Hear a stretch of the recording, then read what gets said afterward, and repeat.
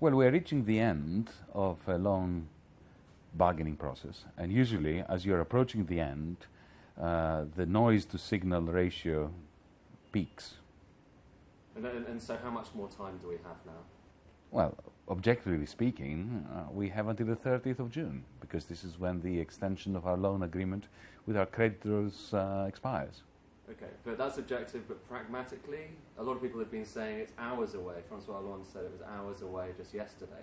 Do you agree with that?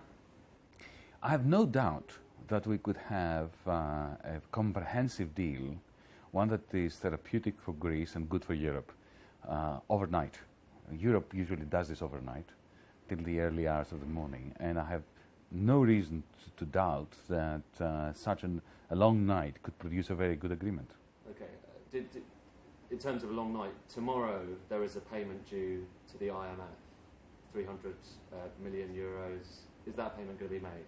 Well, let me say that for the last 4 months we've been making every single payment, even though no disbursements have been forthcoming from the creditors.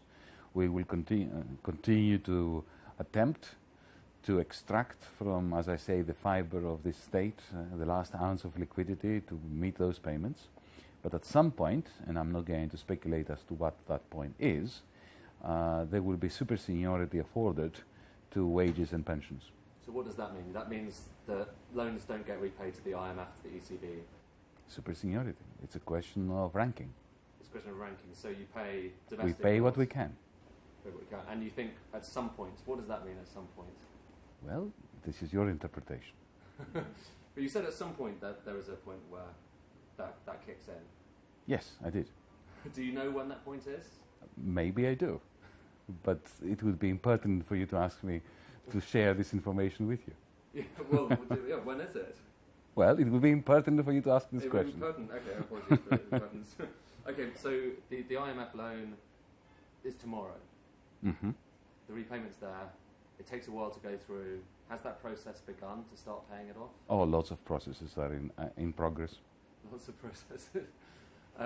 Do you feel that at the moment, there's this liquidity crisis? The country is essentially running out of money at the moment, and we see we see projects that have been halted at the moment. Mm-hmm. What does that make you? As the finance minister, you're seeing that happening. Mm-hmm. Is that a cause that causes you quite a lot of pain?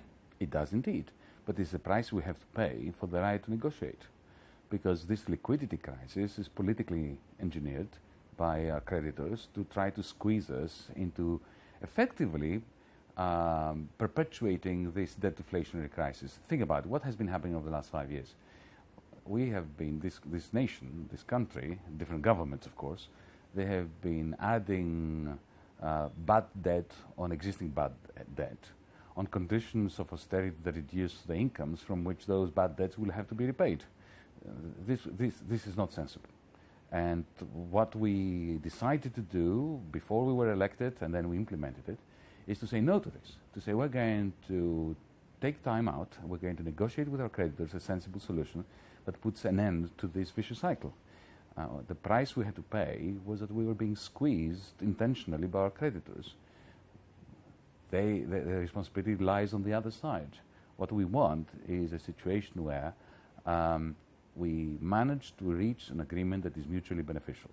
The agreement that has been proposed to us, the agreement that was imposed upon previous governments, was not beneficial either to Greece or to Europe. It's about time that we find common ground and ways of serving our common interests. It's one thing that seeing the Irving Fisher debt deflation kind of dynamics that are happening now, and it's another thing being in government and actually being able to do something about it. Has that process been tougher than you thought it would be? No, I always thought it was going to be tough. The whole point of our election was to end this Irving Fisher-like debt deflationary cycle.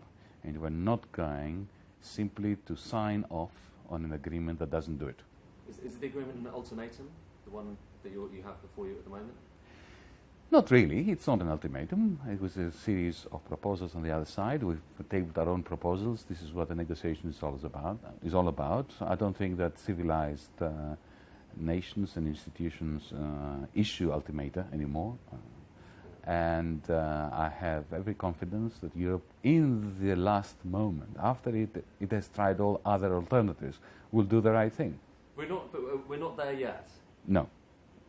End of this month? It must be. So, okay, all right. So there's still some time left for tough negotiations in That's Brussels. Why are you not in Brussels? Why are you here? Because I have a finance ministry to run, and finance ministers do not talk to. This is the protocol is that finance ministers talk to finance ministers. So if Dr. Schäuble was there, I would be there. Okay. And my final question is: a lot of people say not much has actually happened in terms of domestic policy in the last 6 months, and that's a frustration. You know, the country civil service has almost ground to a halt while these negotiations happen, and it's very difficult for the economy, for people living their lives. Well, 2 quick points. Firstly, we have introduced legislation which was considered by our creditors to have been unilateral actions that they didn't like. So this negotiation has been frustrating because we have not been able to carry out the reforms that we wanted to carry out, but we still managed to carry out several reforms that have been important.